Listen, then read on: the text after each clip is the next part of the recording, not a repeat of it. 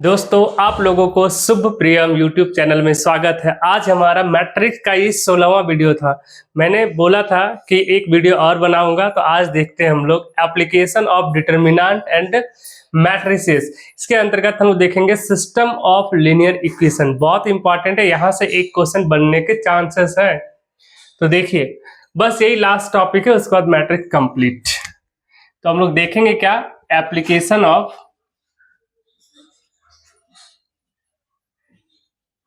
Determinant and matrices. एकदम ध्यान से पढ़िए, ये बहुत ही इंपॉर्टेंट और कंफ्यूजन होता है लोगों को, स्टूडेंट्स को इसमें कंफ्यूजन होता है। बिल्कुल ही ध्यान से पढ़ना है ना।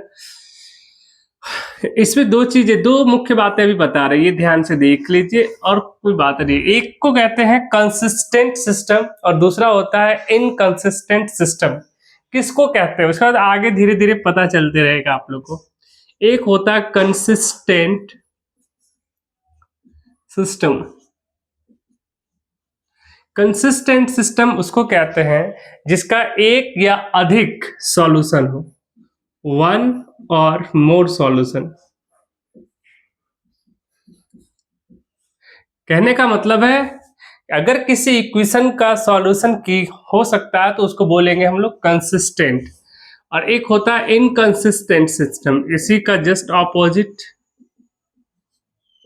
इनकंसिस्टेंट सिस्टम किसे बोलते हैं, जहां पर होगा नो सॉल्यूशन। अगर इक्वेशन का एक लीनियर इक्वेशन लेंगे हम लोग और उसका अगर कोई सॉल्यूशन ना निकले तो उसको बोलते हैं हम लोग इनकंसिस्टेंट सिस्टम। और ये हो गया कंसिस्टेंट सिस्टम, है ना। चलिए, मेनली आपको यहाँ पढ़ना क्या है, तो पढ़ना आप लोग को system of linear equation. System of linear equation. Linear का मतलब ही समझ रहे, जिसका पावर यानी घात मैक्सिमम होना चाहिए 1। चलिए, यही आप लोगों को पढ़ना है mainly, system of linear equation. बिल्कुल ही ध्यान से देखिए तो होता क्या है, एक हम लीनियर इक्वेशन ले रहे हैं। मान लीजिए a1x plus b1y plus c1z equal to, मान लीजिए आप p, a2x plus b2y plus c2z equal to लीजिए r, और a3x plus b3y plus c3z कितना भी ले सकते हैं आप। 4 लीजिए, 5 लीजिए, 6 लीजिए, इन्फिनिटी तक ले सकते हैं, है ना। ये आपको दिख रहा है कि ये भी एक लीनियर इक्वेशन है, ये भी एक लीनियर इक्वेशन है, ये भी एक लीनियर इक्वेशन है। लीनियर बोलना जिसका पावर, ये वेरिएबल नंबर है ना, एक्स वाई जेड, इसका मैक्सिमम पावर है 1, तो लीनियर है। आप इसको लिख सकते हो, हम इसको लिख सकते हैं ए एक्स इक्वल टू बी। किस रूप में लिख सकते हैं, ए एक्स इक्वल टू बी के रूप में लिख सकते हैं।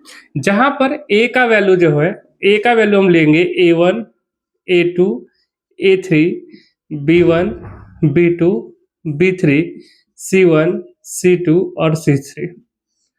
ये मेरा वैल्यू है a का। x का वैल्यू क्या होगा, तो x का वैल्यू होगा X Y Z. X Y Z ये है x का वैल्यू, और b का वैल्यू क्या है, p q r। अब समझ पा रहे होंगे, मतलब 3 इक्वेशन लीनियर इक्वेशन लिए हैं, तीनों को आप एक मैट्रिक्स के रूप में कैसे लिख सकते हैं, तो a into X equal to आप b लिख सकते हैं। आप देखो, गुना करके देख लीजिए, यही आएगा, है ना। तो इस रूप में लिख सकते हो, है ना। तो अब हम यहां देखना चाहते हैं ए एक्स इक्वल टू बी है, तो ए एक्स इक्वल टू बी, यहां पर हम 2 कंडीशन लेते हैं। एक कंडीशन लेते हैं जब b इक्वल टू 0 हो जाए, और एक हो जाए b equal to not 0। 2 condition लेते हैं। ऐसा हो सकता है कि इधर का सारा वैल्यू ही 0 हो जाए या वैल्यू 0 ना रहे। तो यदि पहला देखते हैं, यदि 0 हो जाए, है ना, कंस्टेंट अगर 0 हो जाए तो इसको बोलते हैं हम लोग होमोजीनियस।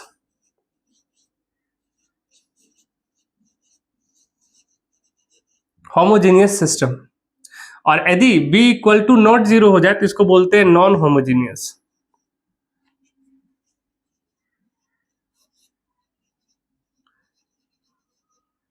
ये बहुत इंपॉर्टेंट है इस चैप्टर के लिए, होमोजीनियस नॉन होमोजीनियस, क्योंकि इसके माध्यम से हम देखेंगे कि कंसिस्टेंट है या इनकंसिस्टेंट है। अगर होमोजीनियस है, अगर b इक्वल टू 0 हो जाए तो सिस्टम क्या होगा, होमोजीनियस। और होमोजीनियस है तो इसके लिए दो कीवर्ड आपको याद रखना है कि इसके पास ऑलवेज एक सॉल्यूशन होगा, इसके पास ऑलवेज एक सॉल्यूशन होगा, ऑलवेज सॉल्यूशन।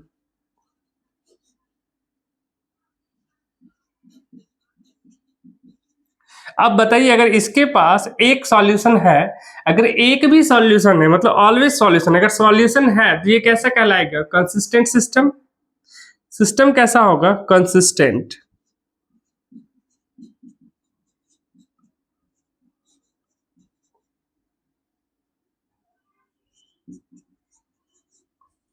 अब ध्यान से फिर से देख लीजिए, कहना क्या चाह रहे हैं कि यदि ax इक्वल टू बी, ये तो दिख रही है, इस रूप में लिख सकते हो, अगर b बराबर 0 हो जाए तो सिस्टम सारा कहलाएगा होमोजीनियस, और अगर इक्वल टू नॉट हो जाए तो कहलाएगा नॉन होमोजीनियस। होमोजीनियस है तो इसके पास हमेशा एक सॉल्यूशन होगा ही होगा, कंफर्म। कैसे होगा आगे आपको पढ़ाएंगे, अभी ये चीजें आगे पढ़ाएंगे। और अगर किसी के पास सॉल्यूशन है तो 100% वो कंसिस्टेंट होगा, यही तो बोल रहा है, अगर कोई किसी के पास सॉल्यूशन है तो क्या कहलाएगा, कंसिस्टेंट कहलाएगा, है ना। अब देखिए नॉन होमोजीनियस का, तो इसके पास ये है कि इसके पास सॉल्यूशन हो भी सकता है, नहीं भी हो सकता है, ठीक है। इसके पास कह सकते हैं सॉल्यूशन हो भी सकता है, सॉल्यूशन भी हो सकता है, और नो सॉल्यूशन भी हो सकता है। बात समझिए, नॉन होमोजीनियस है तो दोनों कंडीशन आ सकता है, सॉल्यूशन भी हो सकता है, नो सॉल्यूशन हो सकता है। यदि फंक्शन ये सॉल्यूशन हुआ तो ये क्या कहलाएगा, कंसिस्टेंट।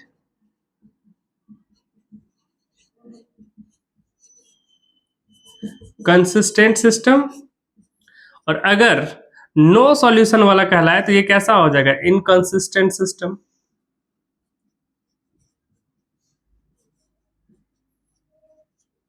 इतनी बातें आप लोगों को समझ आ रहा है, अच्छे से नोट्स बनाइए ताकि आपको कोई दिक्कत ना हो यहाँ तक समझने में। दो ही बातें हैं कि एक कंसिस्टेंट या इनकंसिस्टेंट, आप याद रखिए। अच्छा, इसमें से कौन सा सॉल्यूशन, सॉल्यूशन कितने प्रकार का होता है बताइए। सॉल्यूशन क्या मतलब क्या है कि अगर एक इक्वेशन को आप सॉल्व करते तो क्या क्या चीजें मिल सकता है। अगर एक इक्वेशन दिया है, इस इक्वेशन को आप सॉल्व करेंगे, कोई इक्वेशन दिया उसको सॉल्व करेंगे तो क्या क्या आप इमेजिन करते हैं, क्या क्या चीज आ सकती है। या तो आ सकता है एक यूनिक सॉल्यूशन,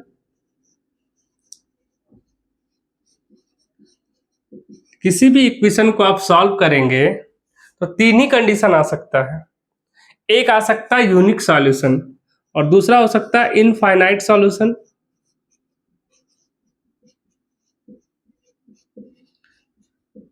और एक चीज क्या हो सकता है, या तो तीसरा ये हो सकता है कि नो सॉल्यूशन, सॉल्यूशन ही ना हो। यही तीन कंडीशन हो सकता है ना, इसमें यही चीजें पढ़ना है। अगर एक लीनियर इक्वेशन दिया है उसको सॉल्व करेंगे तो इस चैप्टर से जो क्वेश्चन आएगा वो तीन ही चीज पूछेगा कि यूनिक सॉल्यूशन है या इनफाइनाइट सॉल्यूशन है या नो सॉल्यूशन, है ना।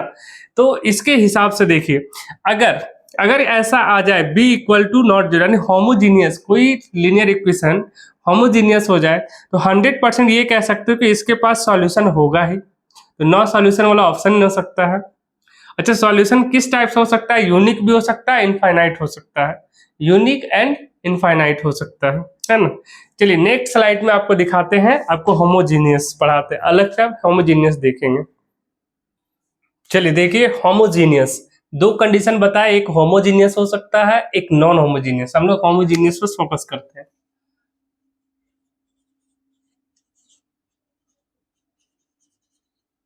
अगर होमोजीनियस हुआ तो b इक्वल टू 0 आपको बताए, मतलब ax इक्वल टू 0 हो जाएगा, ax इक्वल टू 0। देखिए दो कंडीशन लेंगे, एक ax इक्वल टू 0, लेकिन a जो होगा इसका, एक मैट्रिक्स जो होगा a का, a जो मैट्रिक्स ले रहे हैं हम, है ना, ये m इंटू एन, मतलब स्क्वायर मैट्रिक्स नहीं है, ये स्क्वायर मैट्रिक्स का अलग से बताएंगे। एक यहां पर हम लेंगे ax इक्वल टू 0, एक लेंगे a इक्वल टू हम लेंगे ए आई जे, ऐसा फंक्शन लेंगे जो m इंटू एम का लेंगे, या n इंटू एन लिखते, कॉलम को n से लिखते तो n इंटू एन लिखिए, मतलब ये स्क्वायर मैट्रिक्स है।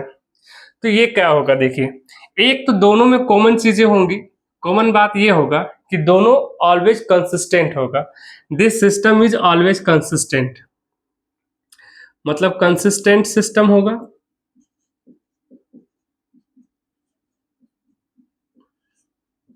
100% कंसिस्टेंट होगा, क्योंकि ax इक्वल टू 0 के पास कम से कम एक सॉल्यूशन होता है, मतलब ये भी होगा कंसिस्टेंट।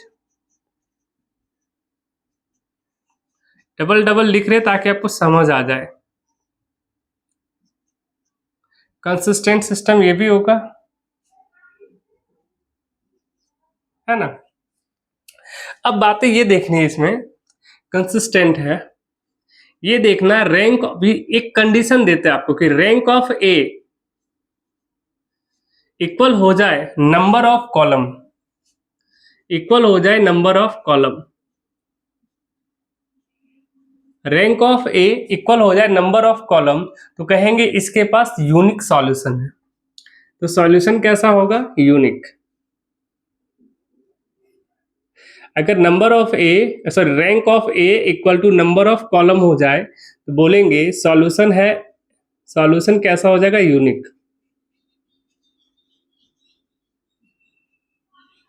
सॉल्यूशन कैसा हो जाएगा, यूनिक। यूनिक बोलने का मतलब कम से कम x इक्वल टू क्या हो जाएगा, 0, x की वैल्यू क्या होगा, 0, मतलब जो लीनियर इक्वेशन दिया है x y सबका वैल्यू 0 होगा। एक एग्जांपल लेके दिखाएंगे अभी होमोजेनियस का कैसा होता है ना। और दूसरा एक आता है rank of A, rank of A और इक्वल हो जाए rank of A augmented matrix B और लेस देन हो जाए नंबर ऑफ कॉलम, देन इसके पास होगा इनफाइनाइट सॉल्यूशन। सॉल्यूशन तो दो ही हो सकता है, एक यूनिक हो सकता है या इनफाइनाइट हो सकता है या नो सॉल्यूशन। तो इसके पास तो सॉल्यूशन है ही, तो कब यूनिक सॉल्यूशन होगा और कब इनफाइनाइट सॉल्यूशन होगा ये चीज देखना। इनफाइनाइट सॉल्यूशन है, इनफाइनाइट सॉल्यूशन है, देखिए अगर सॉल्यूशन ऐसा है तो इसको बोलेंगे ट्रिवियल है, ट्रिवियल सॉल्यूशन है ना। ट्रिवियल सॉल्यूशन कहने का मतलब है कि इसका x बराबर 0 ही होगा, 100% 0 ही होगा। अब इसके पास देखिए, इसके पास इनफाइनाइट सॉल्यूशन है, कम से कम एक ट्रिवियल तो होगा ही, 0, एक x बराबर 0 तो होगा ही।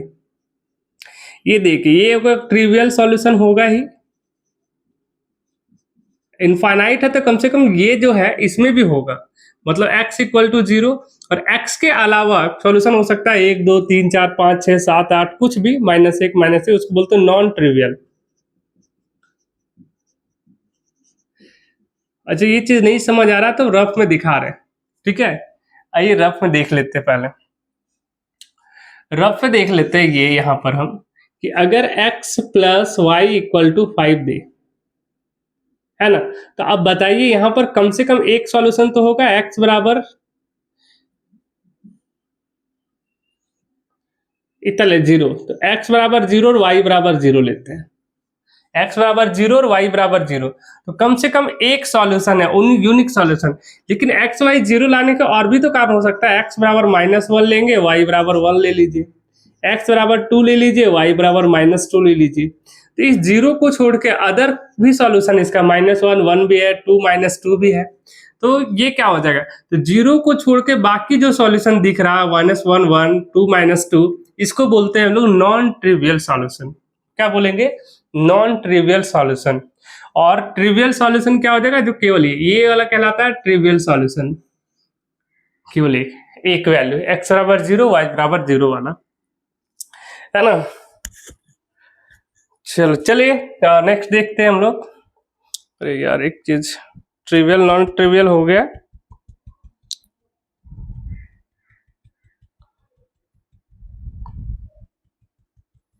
अच्छा, इसमें देखिए कंसिस्टेंट सिस्टम का हम लोग देखते हैं। डिटरमिनेंट ऑफ ए, इसमें दो कंडीशन आएगा। एक आएगा determinant of A equal to zero हो जाए, या दूसरा कंडीशन आता है determinant of A equal to not zero. Determinant of A equal to zero आ जाए या determinant of A equal to not zero. अगर determinant of A equal to zero हो जाए तो 100% इसके पास एक सॉल्यूशन होगा और उसको बोलेंगे यूनिक सॉल्यूशन।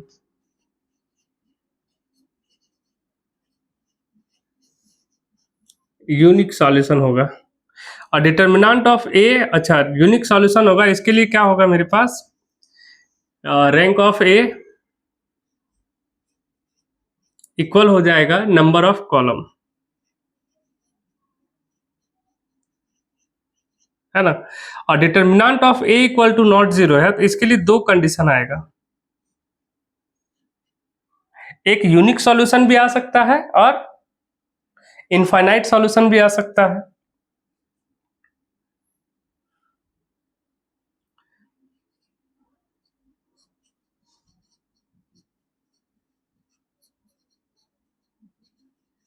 इनफाइनाइट सॉल्यूशन होंगे इसके पास और यूनिक सॉल्यूशन भी होगा।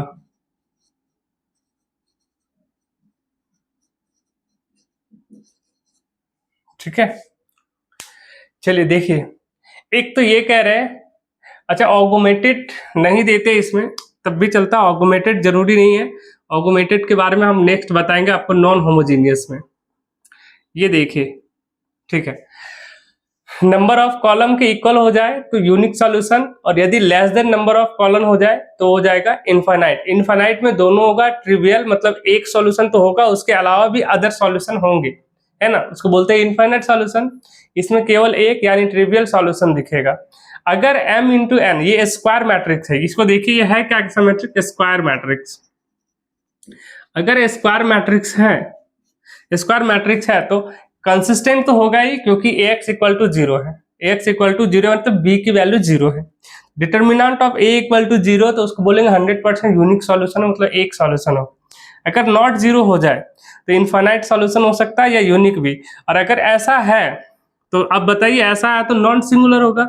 नॉन सिंगुलर है तो इसका आप इनवर्स निकाल सकते हो, मतलब x बराबर a इनवर्स b ले सकते हैं, और b की वैल्यू आपका हो जाएगा यहाँ पर तो जीरो ही हो जाएगा।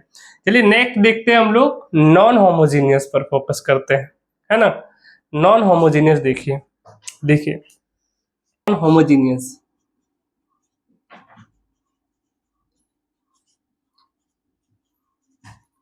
जब नॉन होमोजीनियस होगा तो आपको ये बता रखे है कि ये कंसिस्टेंट और इनकंसिस्टेंट दोनों हो सकता है, कंसिस्टेंट एंड इनकंसिस्टेंट दोनों हो सकता है। और ऐसा है तो हम लोग क्या लेंगे, b equal to not zero, मतलब ax बराबर b लेंगे। ax बराबर क्या ले लेंगे, x बराबर b लेते हैं। और एक कंडीशन लेते हैं कि a जो है, a जो मैट्रिक्स है वो स्क्वायर मैट्रिक्स नहीं है, square matrix m into N में है ना। तो पहला वही कंडीशन लेंगे कि ये कंसिस्टेंट होगा या नहीं, तो वो तो बाद की बात है। पहले ये देखिए, दोनों ही हो सकता है, नॉन कंसिस्टेंट और कंसिस्टेंट दोनों ही। तो पहला लेते हैं, rank of A equal to हो जाना चाहिए rank of A augmented B equal हो जाए नंबर ऑफ कॉलम। अगर ऐसा है तो इसको बोलेंगे कि इसके पास है यूनिक सॉल्यूशन। इसके पास कैसा सॉल्यूशन होगा, यूनिक सॉल्यूशन है। और यूनिक सॉल्यूशन है तो मिनिमम एक ये ट्रिवियल सॉल्यूशन होगा, ट्रिवियल सॉल्यूशन भी होगा। ट्रिवियल सॉल्यूशन कहने का मतलब क्या है, x equal to zero, X equal to क्या हो जाएगा, जीरो हो जाएगा, है ना। x इक्वल टू जीरो ये दिखेगा। अच्छा ये क्या है, ये क्या चीज है, ये रफ में लिख रहे, ऑगमेटेड इसको बोलते हैं, AUG मेटेड, ऑगमेटेड मैट्रिक्स, इसको क्या बोलते हैं, ऑगमेटेड मैट्रिक्स। यदि दो मैट्रिक्स दिया और एक मैट्रिक्स को A बाय B के रूप में लिख ले तो इसको बोलते हैं ऑगमेटेड मैट्रिक्स। कहने का मतलब A कोई मैट्रिक्स दे रखा है 3 4 7 8 9 10 5 6 7 3 3 मैट्रिक्स हम ए लेते हैं और इसको करते हैं बी 3 4 5, तो इसको बोलते हैं ऑगमेंटेड मैट्रिक्स। क्या बोलते हैं? Augmented matrix. चलिए ट्रिवियल सॉल्यूशन हो गया, ये आप समझ गए होंगे। दूसरा देखिए, सेम कंडीशन जो पिछले बार बताए। पिछले बार क्या बताए? Rank of A equal to rank of A augmented matrix B less than हो जाए number of column, number of column हो जाए। अगर ऐसा हो जाता है तो 100% ये क्या हो जाएगा? ये हो जाएगा इसके पास इनफाइनाइट सॉल्यूशन है। यही तो चेक करना आपको कि इनफाइनाइट सॉल्यूशन है या यूनिक सॉल्यूशन है। ये क्या हो जाएगा? Infinite solution. और इनफाइनाइट सॉल्यूशन है, इसका मतलब इसके बाद ट्रिवियल सॉल्यूशन भी होगा और नॉन ट्रिवियल सॉल्यूशन भी होगा। ट्रिवियल सॉल्यूशन भी होगा और इसके पास नॉन ट्रिवियल सॉल्यूशन भी होगा। दोनों चीजें होंगी, ट्रिवियल और नॉन ट्रिवियल। अच्छा, तीसरा कंडीशन होता है rank of A equal to not rank of A augmented B. अगर ऐसा आ जाए तो इसको बोलेंगे डायरेक्ट नो सॉल्यूशन। इसको बोलेंगे क्या? No solution. तो ये बताए थे non homogeneous, consistent and inconsistent दोनों होता है। तो ये दो कंडीशन आपको दिख रहा है, ये दो कंडीशन में कंसिस्टेंट होगा और तीसरा कंडीशन जो दिख रहा है इसमें होगा इनकंसिस्टेंट, यानी नो सॉल्यूशन। तो ये रैंक निकालना आपको पहले भी सिखा चुके हैं और निकालने के लिए आपको फिर से बताएंगे। जब हम एग्जाम्पल ढेर सारा लेंगे तो बताएंगे कि कैसे रैंक निकालते हैं। ठीक है, एक कंडीशन ये हुआ। दूसरा कंडीशन इधर मिटा के मैं लिख रहा हूं थोड़ा सा।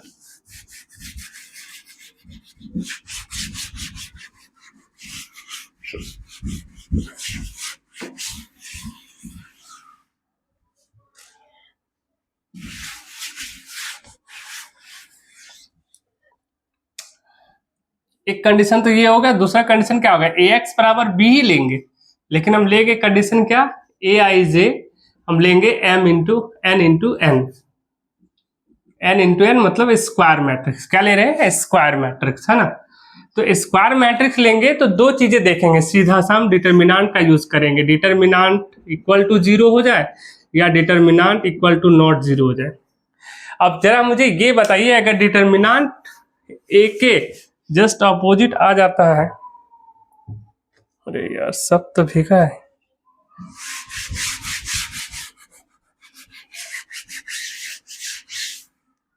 चलिए देखिए, डिटर्मिनांट यदि नॉट 0 आ जाए तभी आप इनवर्स निकाल सकते हैं। इसे पिछले वीडियो में बता चुके हैं। मतलब इसका इनवर्स निकाला जा सकता है, मतलब x बराबर क्या होगा? a इनवर्स b, इस रूप में लिख सकते हैं। x बराबर a इनवर्स b, और ऐसा हो जाए तो ये हमेशा यूनिक सॉल्यूशन होगा। अरे यार चलिए, अच्छा होमोजीनियस और शायद थोड़ा उल्टा हो गया। देखिए, डिटर्मिनांट इक्वल टू नॉट 0 हो जाए, इसका सीधा सा मतलब है यूनिक सॉल्यूशन होगा। पीछे थोड़ा सा आप देख लीजिएगा, यूनिक सॉल्यूशन तभी होता है जब determinant a equal to not 0 हो जाए, मतलब इनवर्स अगर किसी चीज का निकाल सके तो यूनिक सॉल्यूशन है। ठीक है, और यूनिक सॉल्यूशन है तो आप समझ सकते हैं, यूनिक सॉल्यूशन है तो क्या होगा? ट्रिवियल सॉल्यूशन होगा ही। ये क्या हो जाएगा? Trivial solution. हम बार बार इस चीज को यूज कर रहे हैं, सॉल्यूशन यूज करें ताकि याद हो जाए। इसका मतलब है x इक्वल टू क्या हो जाएगा? 0 हो जाएगा, और इक्वल टू नॉट 0 है। ठीक है, अगर इक्वल टू नॉट 0 तो इसके पास होगा इनफाइनाइट सॉल्यूशन। और जिसके पास इनफाइनाइट सॉल्यूशन है वो क्या हो सकता है? मेरे पास ट्रिवियल भी हो सकता है, नॉन ट्रिवियल भी हो सकता है।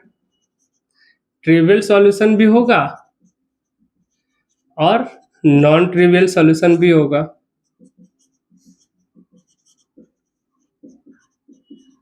दोनों चीजें होंगे। इतनी बातें आप समझ लीजिए एक बार। ax इक्वल टू अगर b हो जाए और ये स्क्वायर मैट्रिक्स दिया है, अगर ये स्क्वायर मैट्रिक्स दिया है, मैक्सिमम स्क्वायर मैट्रिक्स से ही क्वेश्चन आते हैं, तो आप डिटर्मिनांट का यूज करिए, यहां से निकालिए। दो चीजें और देख सकते हैं कि अगर आप एडजॉइंट निकाल पाए तब भी आप निकाल सकते हैं। अगर adjoint of a into B equal to 0 आ जाए, इक्वल टू क्या आ जाए 0, तो यूनिक सॉल्यूशन हो जाएगा, है ना। ये डायरेक्ट अब डिटर्मिनेंट निकाल ही रहे हो तो वहां से भी चलेगा, यहाँ से भी ग्रेडियंट निकालने की जरूरत नहीं है, आप यहाँ से भी काम चला सकते हैं। फिर से देखिए मैं समझा दे रहा हूं आपको कि ax इक्वल टू बी, ये यहाँ पर है स्क्वायर मैट्रिक्स नहीं हो तो तब भी ये चलेगा, और यहाँ है एक स्क्वायर मैट्रिक्स हो तो ज्यादा आसान होता है, डिटर्मिनेंट निकाल के चेक करिए वो होगा। मैंने ये जब आएगा, हाँ इनफाइनाइट सॉल्यूशन आएगा तब आपको निकालना पड़ेगा वैल्यू कैसे कैसे होगा। अगर ऑगमेटेड, या फिर से हम लिख दे रहा है AUGMETED, ऑगमेटेड मैट्रिक्स, है ना, एक मैट्रिक्स बटे ए करते हैं तो इसको बोलते हैं ऑगमेटेड मैट्रिक्स। इसका इंपॉर्टेंस है क्योंकि यहाँ पर आप निकालेंगे अगर solution, no solution, unique solution या इनफाइनाइट सॉल्यूशन है तो इसका आवश्यकता आपको पड़ेगा ही पड़ेगा। तो रैंक तो निकालना सिखा चुके हैं और अभी फिर से बताएंगे जब क्वेश्चन, तो वहां भी आप सीख लेंगे कि रैंक क्या होता है। तो मेरे ख्याल से यहाँ तक कंप्लीट है।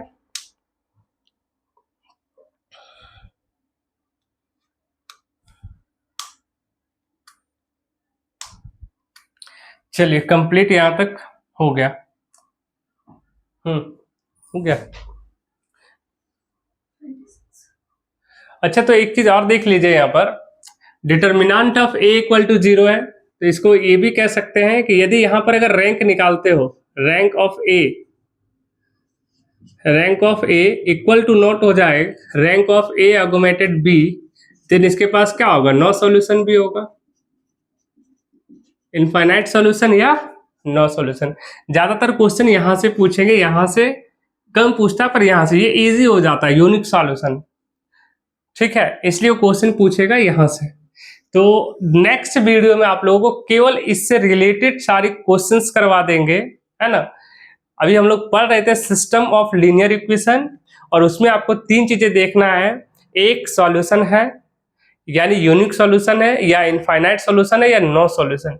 3 में से एक जांचना, हर एक क्वेश्चन में एक चीज जांचना। जांचने के लिए 2 चीजें देखना है कि सिस्टम कैसा है, होमोजीनियस है या नॉन होमोजीनियस है।